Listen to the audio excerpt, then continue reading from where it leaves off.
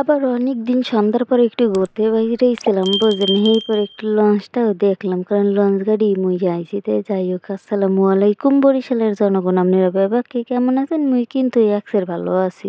মোর বরিশালের বাইরে ভাই ও বোনেরা, আপনারা ব্যাপার কে কেমন আছেন? হ্যাঁ, কিন্তু কমেন্ট বক্সে অবশ্যই জানাই যাবেন। যারা মোর চ্যানেলটারে এখনো সাবস্ক্রাইব করেন নাই, হ্যাঁ সাবস্ক্রাইব করে দেবেন। যারা পেজে গুনে দেখতেছেন, পেজটারে ফলো করে দেবেন। যাই হোক, শুরু করলাম আজকের ভিডিও। অনেক দিন ধরে মনে করেন বাইরে নামা হয় না। আজকে মনটা অনেক খারাপ আসলে, হেলে গিয়ে মুই মোর আঙ্কেলের ফোন দিয়ে কইলাম যে মুই একটু বাইরে ঘুরতে যাম। এবার মোর আঙ্কেল কয় আও। মুই সুন্দর মেলা টেলা হরে এরপর বাইরে গেছি। বাইরে একেবারে লঞ্চ ঘাট যাই খারাইছি। পরে মোর আঙ্কেলে আইসে আওয়ার পর মুই সুন্দর করে লঞ্চে উঠলাম। কই কি একটু ভিডিও করি। মোর আঙ্কেল কি লও লঞ্চে যাই। লঞ্চের মধ্যে যাইয়ে ছাদে যাইয়ে এরপর একটু বইয়ে থাকি, ছাদে বাতাস লাগবে ভালো। তাই মুই ছাদ বৃষ্টিতেছি, ছাদই পাই না। আসলে কি সব লঞ্চে যখন তো মানুষ কম আছে, লেগে ছাদের দরজা মরজা সব বন্ধ করে থুয়ে দিস। এই যে আপনারা খোলা মাঠগুলো দেখেন না, যে কিছু কিছু মানুষ বইয়ে রয়েছে, এখানে কিন্তু এককালে ভরে যায় মানুষে বোঝেন। এই ডালা বিছনায় সবাই সুন্দর করে একালে ডালা পাইতে এবার বইয়ে পড়ে। তাই লঞ্চের মনে করেন জাপ বন্ধ পাইছি, ছাদে যাই উঠতে পারিনি। হেলি গিয়ে মুই সুন্দর করে আবার নিচে আইসি, আইয়ে এই পেজের লঞ্চের সাইডে বইছি। এই যে দেন কত সুন্দর লঞ্চ, দেখলি মন ভরে যায়, বুঝা যেন টাইটানিকে আইসি আমি।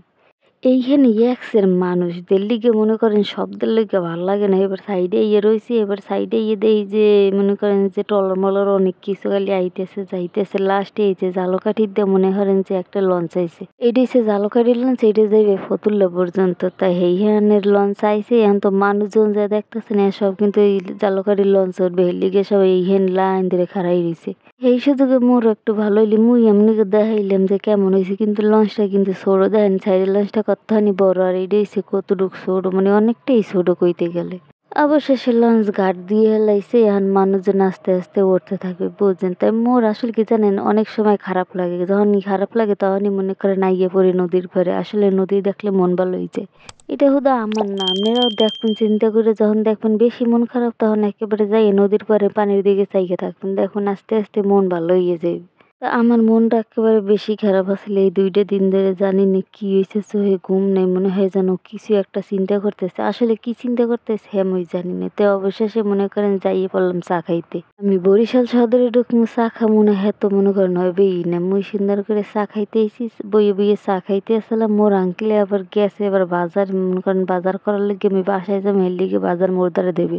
আর এই যে দেখেন চা, মনে করেন খাইলে একটা চুমুকে মনে করেন কলজেটা একেবারে সুন্দর ভেজা ভেজা হইয়া যায়, এত স্বাদ।